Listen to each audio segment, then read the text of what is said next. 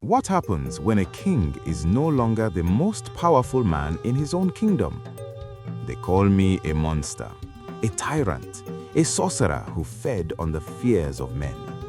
They tell tales of my brutality, my ambition, and my gruesome end. But history is written by those who hold the knife last. I am Basorun Gaa. I was not born with a crown, but I made and unmade kings. In the 18th century, I held the mighty Oyo Empire in the palm of my hand. I watched 4 Alaafins fall at my feet, some by poison, some by the blade, all by fear. You want to know if I was a villain or a visionary? Listen to my story. This is the untold history of my rise, my absolute power, and the terrifying rebellion that burned me to ashes. To understand my iron grip, you must first understand the chaos that birthed me. I was born into nobility, the proud son of Basorun Gaa. From my first breath, I was molded in the art of state politics and the brutal art of war. For decades, the Oyo people suffered under the wrath of cruel, incompetent kings. History remembers them with disgust. Alaafin Abiodun from 1658 to 1659, a man blinded by his ill temper. Alaafin Kanran, a tyrant who bled us until 1665. Alaafin Jain, immoral and effeminate, ruling until 1676. Alaafin Aibi, another tyrant, and finally Alaafin Osinyago, hollow and insignificant, poisoned in 1692. After Osinyago's death, the people had had enough. The throne sat vacant. My family, the Basoruns, stepped up to rule. We were the corrective force. Under the reigns of Alaafin Gberu from 1732 to 1738, Alaafin Amuniwaye until 1742, and the brave, warlike Alaafin Onisile until 1750, I was the blade of the empire. I led our military to glorious conquests against Dahomey and Nupe. But Onisile was rash. The gods struck him with lightning, leaving him incapacitated until he was deposed to die peacefully. By 1754, I was appointed the Basorun, the prime minister and head of the Oyo Mes, the council of 7 chiefs. They thought I would merely check the power of the new king. They were fools. The throne belonged to Crown Prince Labisi, the Alaafin elect.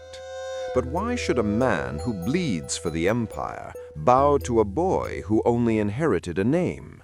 I locked him in political isolation. Before his crown could even touch his head, I slaughtered his supporters.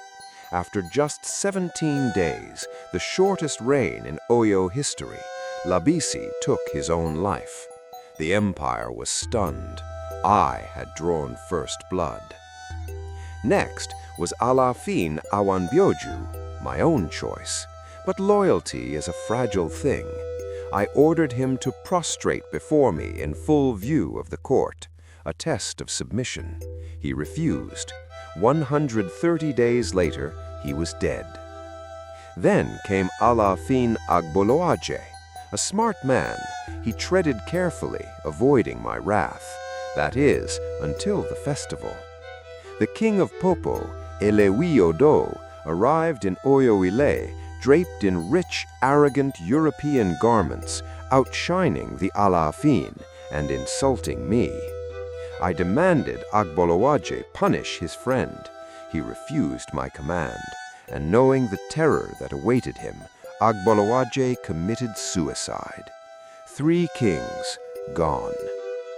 His brother, Alaafin Abiodun, tried to fight back. He conspired with herbalists and poisoned me. I survived, but the venom crippled my legs. I could barely walk, but my mind was sharper than ever. When Abiodun's son clashed with my agents, I struck. Abiodun was deposed and killed. 4 kings dethroned in less than 2 decades. I was the true Alaafin in all but name. I planted my sons and relatives as ajeles, provincial rulers across the empire. We controlled the taxes, the law, the lifeblood of Yorubaland. The Oyo Mes was silenced. My name became synonymous with terror. They whispered that I was untouchable, that I could shapeshift into a leopard or an elephant, that no blade could pierce my skin and no fire could burn me. I let them believe it. Fear is the greatest armor a man can wear. Then came Alaafin Abiodun, quiet, subservient. Every morning he paid me homage. He brought me gifts. He looked like a puppet. I did not realize he was holding a dagger behind his back. My pride blinded me. When Abiodun's only daughter, Agbonyin, a fearless woman married to one of my sons, openly defied my tyranny, I did not hesitate. I murdered her. That was the day I crossed the line from politician to prey. For Abiodun, it was no longer politics, it was blood. While I sat on my crippled legs, ruling through fear, Abiodun was building an army in the shadows. He allied with the men who had smiled at my face for years. The Are Onakakanfo, Oyabi of Ashase, the Onikoyi of Ikoyi, and the deepest cut of all, my own brother, Olubi, bought with the promise of my title. In 1774, the empire erupted. In every province, my sons were ambushed, their palaces burned, their bodies left in the streets. The imperial army, led by Abiodun and Oyabi, marched on my compound in Oyo Ile. It wasn't just soldiers, it was the people, fathers, mothers, elders, those whose children I had taken, whose lives I had broken. My magic did not save me. My guards abandoned me. I was captured alive. They dragged me to Akesan Market, right next to the Alaafin. I, the great Basorun Gaa, tied to a wooden pole like a sacrificial ram. Alaafin Abiodun did not give me a warrior's death. He gave an order that still echoes in the nightmares of history. Every citizen of Oyo, man, woman, and child, was commanded to step forward and cut a pound of flesh from my living body. I felt every blade. I watched them throw my flesh into a massive fire built right in front of me. They left my chest untouched so my heart would keep beating. They left my nose intact, forcing me to breathe in the thick, suffocating smoke of my own roasting meat. I begged for mercy. I, who had never shown mercy, screamed for it. But my fate was sealed.